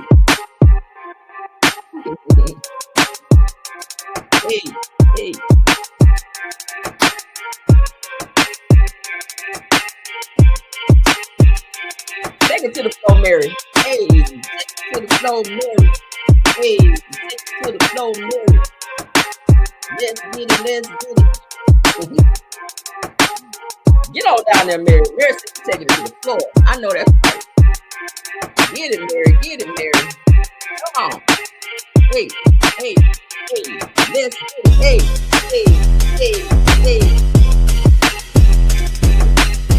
There's somebody. Come on. Got that shit up. Hey. Get back on up there. Come on. Hey. All right. Y'all gonna keep tapping on that like. Let's get on with the show. All right. Thank y'all so much. We had a little jam session. We wake y'all up. We had to wake some of y'all up because some of y'all be in here still asleep. All right. I need y'all to wake up. Let's enjoy the show. All right. We got a few more topics to go. All right. Let's continue. All right. One more topic on Tamar. All right. One more topic on Tamar. I guess this is a Tamar type of day, child. Tamar is doing the most, so we got to talk about it. All right. Let's continue. Thank you all for the likes. All right. According to Braxton Family Value fan page. All right. Over on the Facebook. Y'all can go over there and follow them because they be having some nice juicy tea over there as well. Let's get into it. That's Tamar, child, a problematic Braxton sister. Now, Tamar Braxton reveals that she began taking the HIV prevention medication PrEP after marrying a man that she met on a dating show. Now, I said that she explained, y'all remember the guy with the dreads where she had all that mess going on where they were fighting and carrying on. Now, word on the curb is that she and Vince have reconciled and they're trying to get things back on track. All right. I showed y'all a live the other day where they went on live together. Let's get into this though. Now, she explained that she didn't fully trust what he was doing while she was out of town working on shows and touring, claiming that he would sleep with multiple women and have them sign NDAs. Oh, hell no. Now, how you know that and still stay with him, girl? Now, I said that Tamar says that she is committed to protecting herself and encourages other women to consider getting on PrEP, even if they are married, because you can never be too careful when it comes to your health. How about leave the person who's sleeping with multiple women so that you can protect yourself in that way? Find you someone who you can trust to not be creeping and sleeping around. You can take as much PrEP as you want to. Okay, it's called self-love. Self-love, girl. Love yourself enough to not be with a motherfucker that's out here sleeping with everything. And you be in Atlanta a lot, so we already know what's going on in the Atlanta streets, girl. It's a lot of shims running around. It's a lot of Trans Ams. It's a lot of loose individuals out there. So you going out there and PrEP right on over there to the clinic, baby. PrEP right on up over there. If you staying with somebody that you know sleeping with multiple people, that's a dangerous thing nowadays, especially in the Atlanta streets. All right. They say edges branch to the shadow. Y'all stop. Okay. Come on. Love yourself, women. Don't be with somebody that you know is out there doing that shit. If they sleep with multiple people, that shit is dangerous. This is 2025. All right. It's some shit out there that you can treat but not get rid of. We ain't gotta have a man that bad that you gotta put up with them doing some shit like that and disrespecting you. If you know that he's knowingly disrespecting you and you choose to say, well, I'm just go over here, just keep cheating and sleeping with who you want to sleep with. I'm gonna go over here and get on this PrEP so I don't catch nothing while you out there catching shit to bring back to me. That's what that's saying. Fuck that. Fuck that. I'm sorry. No, and hell no. Protect yourself, not just by using PrEP, but by not being with someone who does not respect their body enough to use protection and or maybe just not cheat. Maybe you just ain't got what they need if they got to be with multiple women. And I ain't just saying that men cheat because women ain't good in bed, because you just got some sorry ass motherfuckers out there who just want to just sleep with and see how many just get all these body counts up on their belt. But Tamar, you very problematic, baby. I don't know how you are in the bedroom. I don't give a damn. But at this day and age, you gotta protect yourself. You gotta love yourself enough to be able to walk away from situations that are toxic as the one you were in. You had a whole situation where the police had to be involved, where you and this guy with the dreadlocks, y'all remember, he was cheating, and you put your hands on him. He called the police on you. His car got wrecked. Y'all remember his Rolls Royce got wrecked because he and Tamar were fighting in the car. And as soon as they broke up, here he come popping up on a yacht with a white woman. Okay, that means he was probably already seeing her, because you got a woman that fast and y'all booed up, hugged up on a yacht. He already knew this girl, Becky. He already had a Becky by the time Tamar ass finished filing paperwork on his ass. Yeah, y'all remember the guy David, the Jamaican dude, the one I said looked like Predator. Okay, because you were trying to make Vince jealous, and that shit backfired on you. Only for you to wind up right back with Vince. You should have never left. But then again, they said, Vince had hands for you. I recommend you don't be with somebody that's on that kind of time, but that's your baby daddy. If you're trying to go back, that's on you. You got to stay with him. But this whole, let me just go out here and take prep to keep from catching something, when you could just be by yourself for a minute and not allow yourself to be with somebody who want to be out here sleeping with multiple people. That's a dangerous situation, bitch. No. All right, moving right along. Let's talk about some Porsha news. Y'all know Porsha, child. Portia's feeling the heat because Simon, child, is still out here Simoning. All right, Simon is not going to let up off her ass, and we got to talk about it. Okay, anybody out there on prep? Okay, anybody out there on prep, child? Okay. All right, let's continue on. All right, so Porsha Williams handing out $205,000. Let me go. Okay, $205,000 debt slammed into a $7 million mansion. Said that Porsha Williams shouts, "I'm not paying for anybody mistake." Now it seems that Porsha might want to just go ahead, or maybe she's considering not still trying to get this house. Let's go ahead and read into what is going on. So you guys know that Simon refused to pay his attorney fees for the divorce between he and Porsha, which then now they have decided to put a lien on the $7 million home that he and Porsha shared prior to him being picked up by ICE. Porsha has now saying she's not paying for someone else's mistakes, meaning she's not paying for that lien to be up out there. Well, you're not going to be able to purchase and or do anything that's going to fuck up your equity and everything, child. Oh my God. So y'all know she has her home that she purchased after her divorce from Cordell, $1.8 million. We talked about this a little bit yesterday. So now Porsha has responded. Let's get into it. All right, let's get into it. Hold on. Trying to see who my shout out goes to. Shout out to, well, I'll come back to it. Shit. All right. So according to this post, let's get into it. Hollywood barely caught its breath after the latest wave of celebrity divorces. And now Porsha Williams, the glamorous star of the Real Housewives of Atlanta, is at the center of a brand new scandal. Now her lavish $7 million Atlanta mansion has been hit with a $205,000 lien, but here's the kicker. They said that the debt is not hers. We know it's Simon's from his divorce bill that he didn't pay for his attorney. All right. Now, according to an explosive report from Reality Blurb, shout out to them, the $205,000 stemmed from unpaid legal fees owed by Simon Gufradia, Porsha's ex-husband, related to his divorce from his previous wife, which is I guess Porsha, before he married Porsha. So this was not even for Porsha. According to this, it's saying his previous wife. As you guys know, Simon has been married 5 times. So this is a bill that he didn't even pay from his previous divorce, is what this is saying. I thought this was from Porsha. So thanks for the enlightenment. So yeah, so now it's come back to hurt Porsha because they have said, hey, you're not gonna pay the bill, we're just gonna put a lien on your property. So that's exactly what they've done. And now that's unfortunate for Porsha because she is trying to qualify to purchase this home by putting her own home on the market to be sold for collateral. Okay, damn, this is fucked up. Says that in other words, Porsha was minding her own business in her multi-million-dollar dream home when a ghost from Simon's past came knocking, okay, with a 6-figure bill in hand. Lord God. Now this is as expected. Porsha didn't stay quiet. In a statement that's now flooding social media, she has fired back by saying, I bought this mansion to live my $7 million dream, not to pay for someone else's bad decisions. She says, don't anybody think that you can turn me into a debtor. So she's saying, I ain't about to pay that shit. That's for you, Simon. You better pay your own damn debt. All right. So the quote has since exploded online, sparking hashtags like not my dad, hashtag not my dad, and hashtag Porsha fights back across Twitter, Instagram, and TikTok. Said that fans hailed it as the ultimate clapback, while critics turned it into memes comparing her mansion into a warehouse for unpaid bills. Not a warehouse, girl. Damn. Says that the drama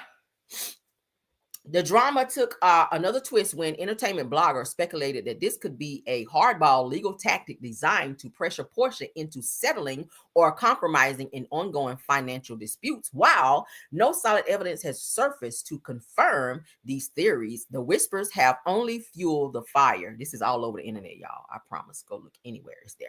All right. So continuing on, said that what's clear is that this isn't just a legal hiccup. They said it's becoming a full-blown public showdown, from talk shows to podcasts to Real Housewives of Atlanta fans forum. Everyone wants to know, how will Atlanta's queen of the clapback project or project her $7 million dream from a $205,000 nightmare, says it. And more importantly, who's going to end up footing the bill? We know it ain't gonna be Simon.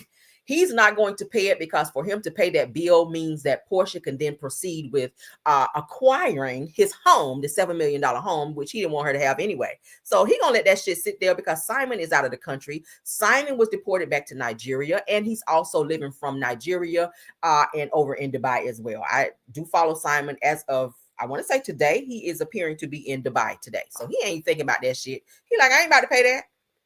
Just like he ain't gonna pay her that $40,000 a month that he was ordered to pay until for another 36 months. The judge told him for 36 months, you got to pay $40K per month to Porsha. Okay. And he says, fuck that.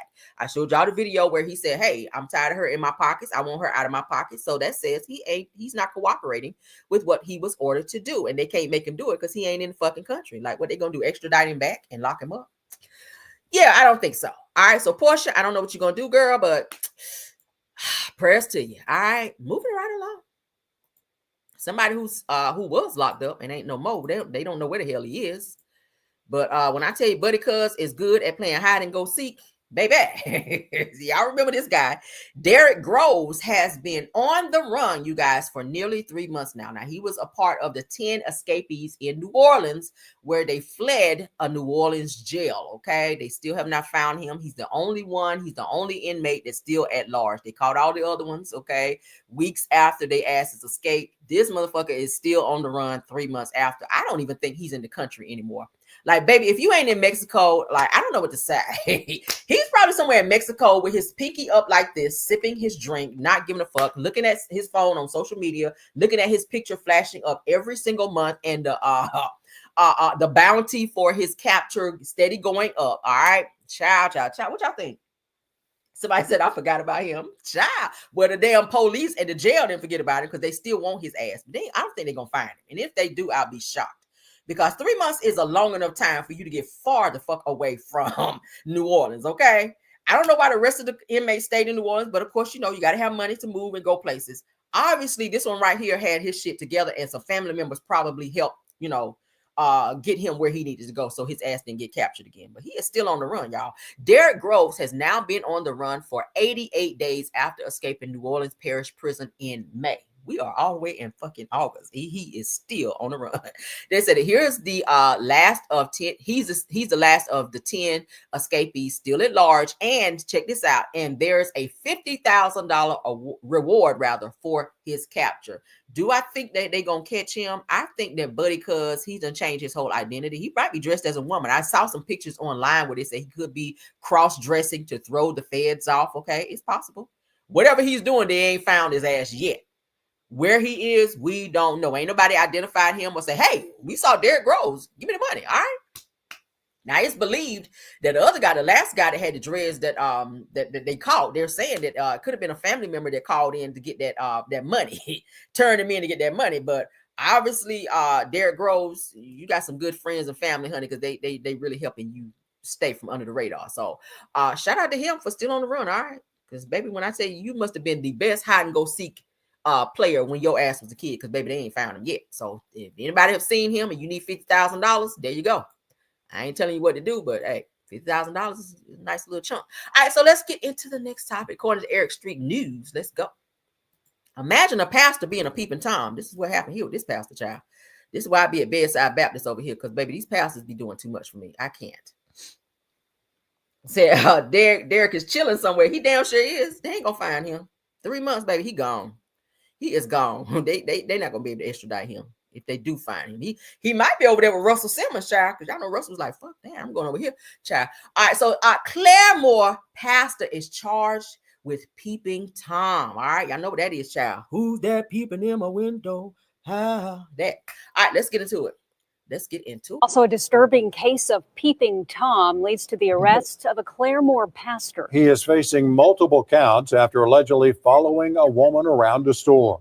Police say Kenneth Oakley used his cell phone to snap photos up a woman's skirt inside a Hobby Lobby while she was shopping there. Not once, but allegedly 11 times. Police say a security guard at the store saw it unfold on security cameras, got his tag number, gave police the video, and then let the woman know what happened so she could file a police report. Oakley is listed as a pastor/elder at Destiny Life Church in Claremore.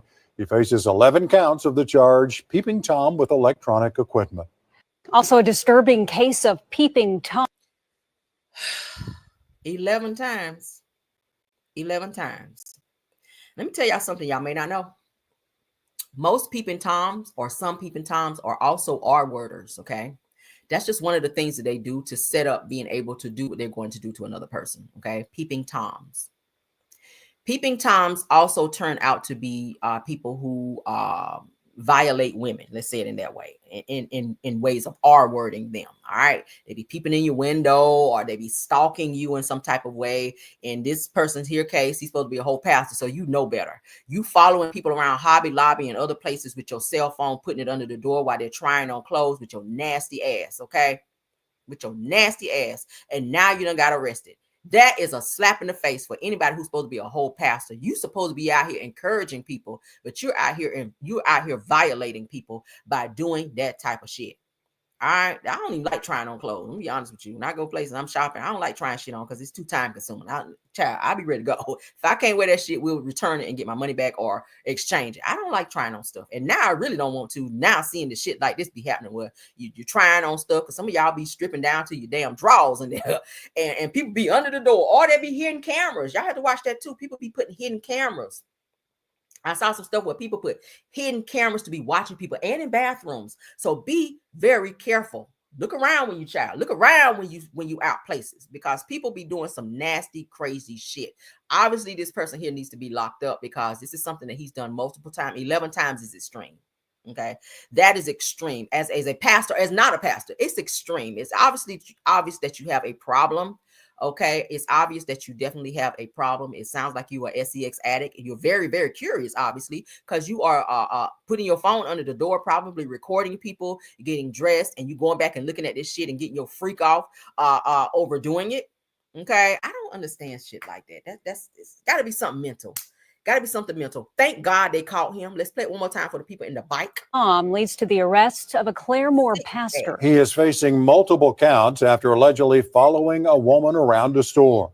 Police say Kenneth Oakley used his cell phone to snap photos up a woman's skirt inside a Hobby Lobby while she was shopping there. Not once, but allegedly 11 times. Police say a security guard at the store saw it unfold on security cameras, got his tag number, gave police the video, and then let the woman know what happened so she could file a police report. Oakley is listed as a pastor/elder at Destiny Life Church in Claremore.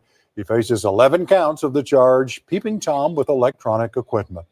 Also, a disturbing case of... There you go. So thank God they caught him. Shout out to the security officer who saw this unfold, and shout out to him for alerting the woman who was violated in this way. All right. And y'all see his picture out there. Y'all share this. So this nasty bastard, just in case you get out, honey, that people will be aware. All right. There's some nasty people out there. Let's get into this round-headed fool right here. Him and his bald-headed mama both getting charges for the fraud. Okay, y'all know who he is, honey. Sean Kingston. You're just too beautiful, girl. Y'all remember him? All right, so yes, honey, his beautiful ass, not so beautiful, rather. Oh, he look a mess. He's asking the judge for a 2-year home sentence instead of a 5 to 6 years in the prison after wire fraud conviction. All right. He's saying that he's going to pay the victims back. It don't work like that. You don't get to go out here and fraud or defraud people and then say, oh, I was going to pay them back. No, you weren't. No, you weren't. You were going to go right on to the next person and do the same shit. So now that you get caught and you're looking at 5 to 6 years in prison because you know they're going to, oh, I had to catch myself, y'all. You already know you're going to be legs to the moon in prison. I got to say it that way. I have to catch myself because, child, my mouth be too much sometimes. All right.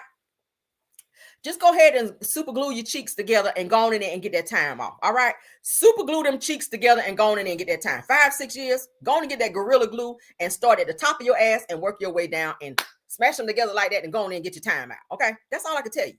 Because they're not getting ready to let your ass be on home confinement. When you was home, you weren't doing right. Okay. When you was home, you wasn't doing right. So go on in jail and do what you got to do. People get on my nerves want to have these light sentences when they do the most. Yeah. Super glue your ass and go on up in there and do what you got to do. Let's get into this. Shout out to It's On Site. All right, so Sean Kingston with his fraud ass is hoping to avoid prison time, okay, and serve his upcoming sentence at home. No. All right, so there's a singer convicted alongside his mother, Janice Turner, with her bald-headed ass, all right, I added that, for wire fraud in March, is asking the court for a reduced 2.5 year sentence, well below the federal guidelines for a 5 to 6 year conviction, all right. Now, in new court filings, Kingston's legal team point out that he's never served time before and is actively working to repay victims with some of his victims already being compensated. Okay, great. You should be paying them back anyway. It's called restitution.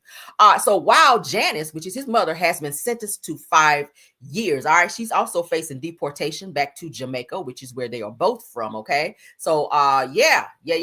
So she's facing 5 years because she was begging the mercy of the courts too. But she was in the video, and in the last video that I showed, okay, well, her attitude, like somebody owed her ass something. Her back was wig wearing ass.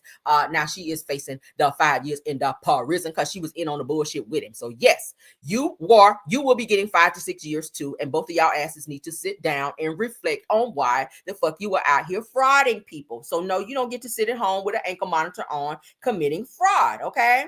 Yeah, that's some federal shit. Federal people go to prison, and that's where you should be. All right, you and your bald-headed mama with dreadlocks in the back and a fade in the front. Okay, your mama got a fade in the front and dreadlocks in the back.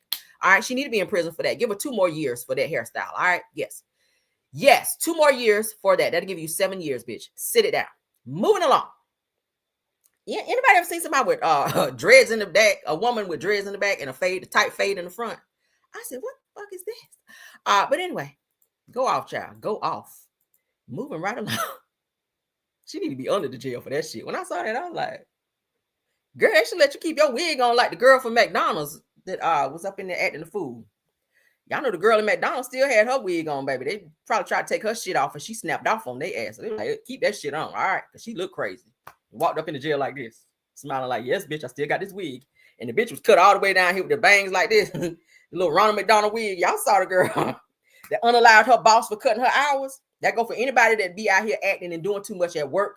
All right, trying to be micromanaging people. Let that be a lesson to y'all ass. Because see how people will snap off on you for cutting their hours. All right, now you don't hire them to get 40 hours. And this week you gave them 32 because you want to be flexing at the job down there.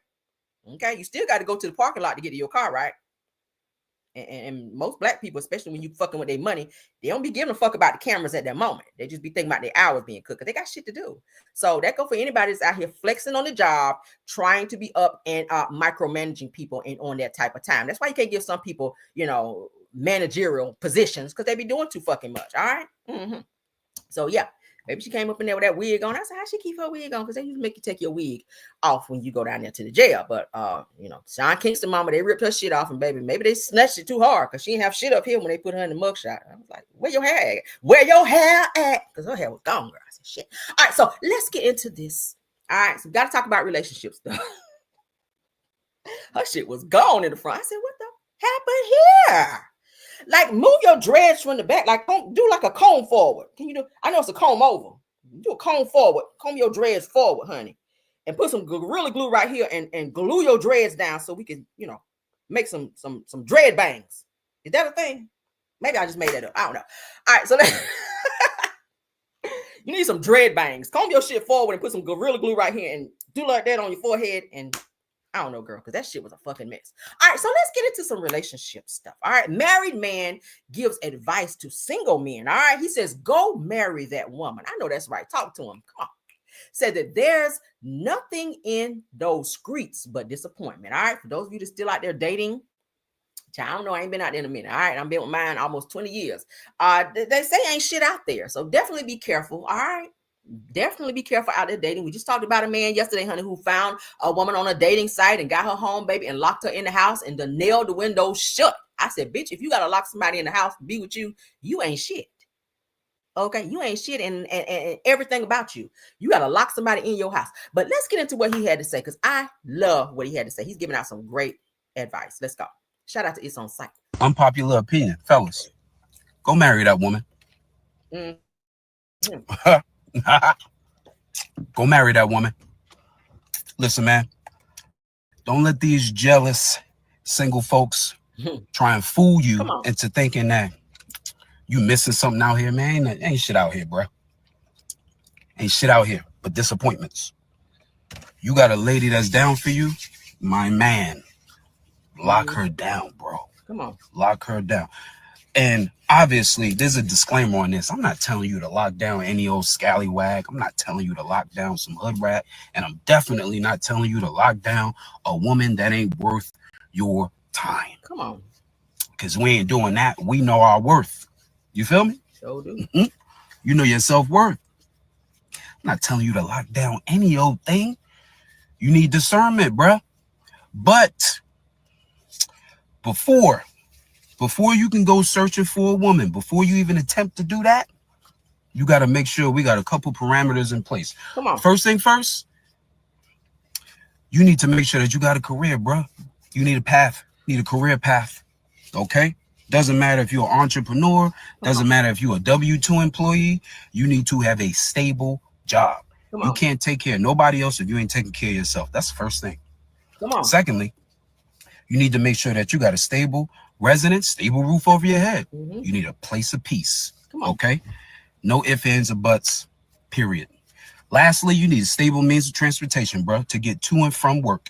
If you have 1 out of 3, you fucked. If you got 2 out of 3, you fucked. You need 3 out of 3. Come on. That's just my humble opinion. In order for a man to compete just out here in the real world, bro, you need to have a career path. You got to have focus. You need to have a crib. You got to have a car. That's it. Or if you live in a major city, you need to have reliable means of transportation. Glory. Hold on. I had to stop it. You preaching right now. Glory. Hold on. All right. Back to it. Child, to get you to and from. Right there, girl. And you got to have a place that you can go to decompress. That's it. For any grown man, you need to have 3 out of 3. And until you have 3 out of 3, you shouldn't even be thinking about dating.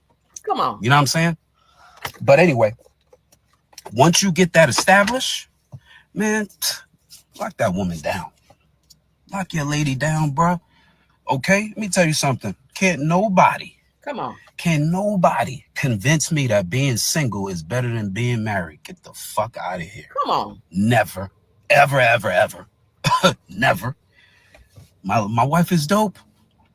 Period. What can a single woman offer me that my wife ain't already given me? Come on. What? Okay, you got a woman that's down for you. You got a woman that edifies you. You got your biggest cheerleader, a woman that's going to be there to listen, right? And then respond. Listen and then respond. You got somebody that's watching your 6 at all times. Come on. At all times, bro. You got a woman that's going to be into you. A woman that wants to grow with you. A woman that she wants to become mature with you. You understand? It's a journey. It's a journey. And obviously, when a man finds the right woman. Come on. A woman, perfect combination.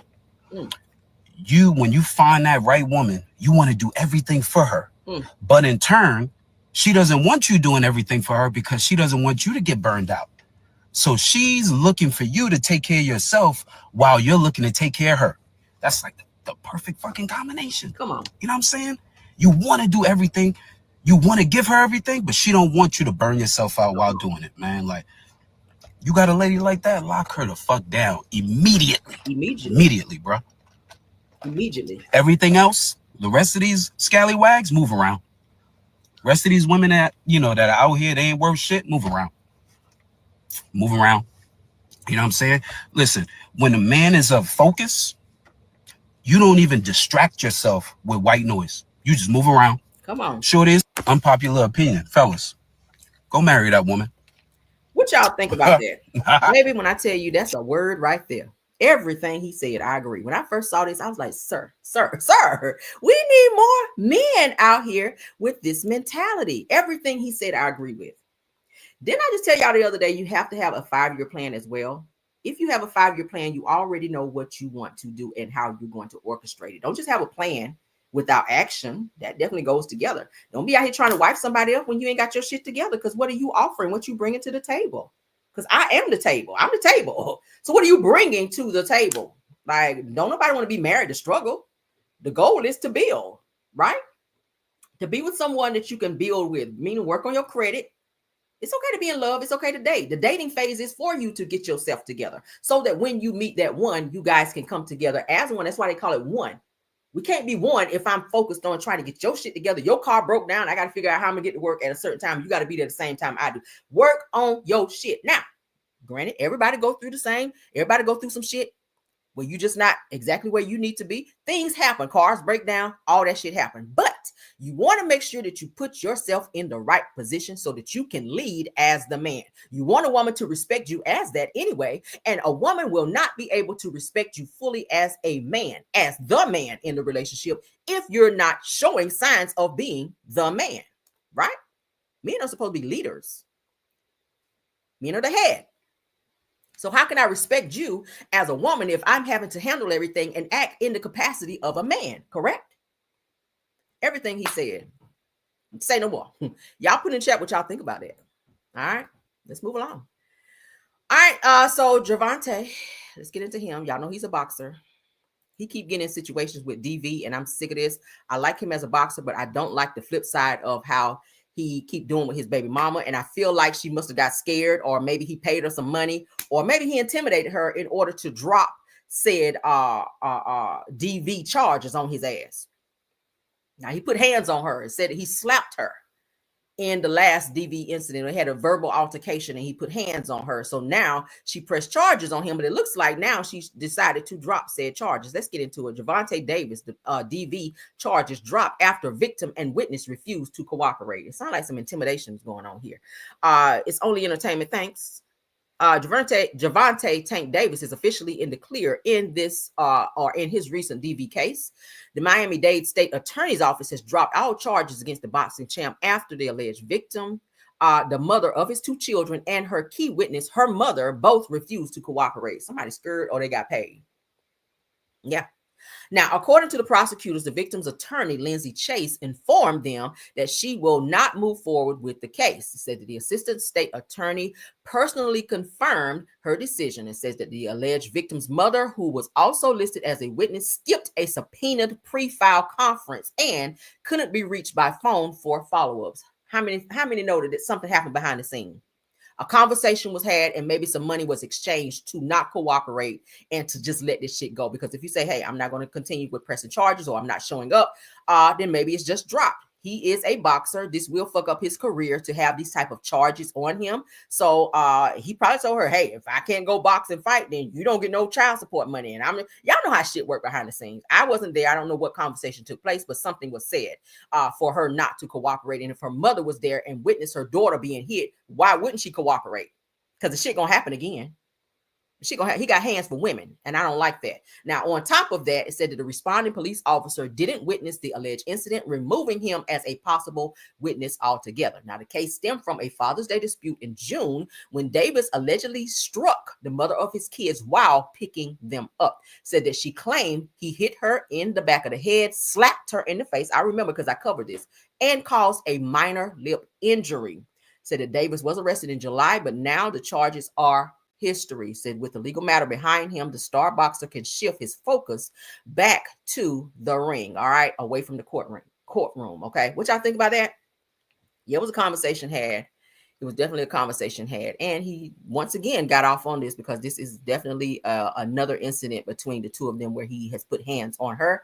And it appears that she decided again not to cooperate. So I hope that this situation don't be worse the next time around. If there's another time, I hope there's not. And I'm not speaking into existence, but he definitely has hands for women, and he definitely needs to go to some type of anger management. Keep that inside the ring where you're supposed to do it, okay? And not on your baby mama. That's the mother of your child who bore your kids. Have some respect for women, okay? All right, so that is our last topic. I hope y'all enjoyed the show. I got to go, all right? Please don't forget to tap on that like button for me. And thank you so much, Mods. Let's go ahead and thank you guys, Scorpion Miss, Sweet Essence, Rose Armstead, True TV Podcast, KBR, and Tyra.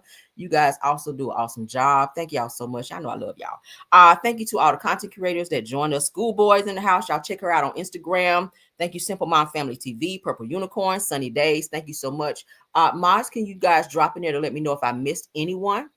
Any content creators? Thank you so much, Francis. Thank y'all so much for joining all my Caramelians. Y'all know I love y'all down. Says so long, bye, real. Mods, let me know if I missed anybody. Did I miss any content creators? None? All right. Yeah, he does have a temper. He does. He does have a temper, and they need to do something about that because he's gonna mess around because he's a boxer, so he really don't know his strength. If you hitting her in the head and slapping her, that's team too much. I don't like that. All right. None. All right. So we got it, everybody. Thank y'all so much. Please don't forget to tap on that like button. All right. You guys keep your notifications on for our midday pop-in that's also coming up. All right. If nothing else, honey, let's go. Bye. Even when you feel low, you can still go. Even when you feel slow, you can still go.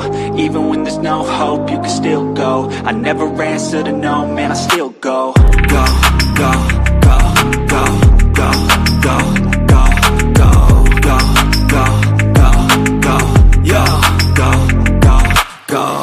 Hustle hard, hustle every single day. I'll be making moves till I'm buried in my grave.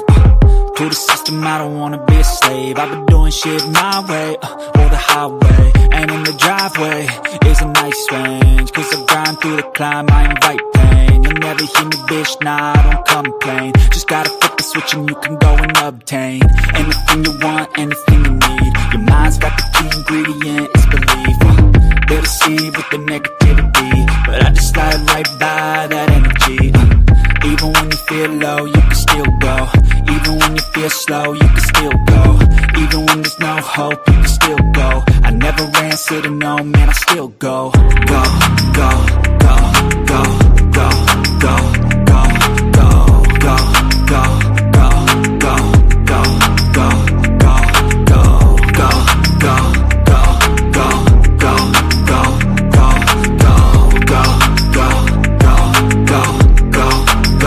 go, go. You got a mind, but even that could change. You could flip the gray matter like some batter in your brain. That's why I say, fake it till you make it A. And if you play that game, then you just might make a change. Rearrange all the bad to okay. Take the worst thoughts saying, turn them to a game. Take the best thoughts saying, put them on display. On repeat in your brain till you're feeling no more pain. Never slow yourself down, you can do some more. Push past all the pain and you'll find a door. Open it up and finally explore everything that you thought you could never do before. And even when you feel low, you can still go. Even when you feel slow, you can still go. Even when there's no hope, you can still go. I never answer to no, man, I still go. Go, go, go, go, go, go.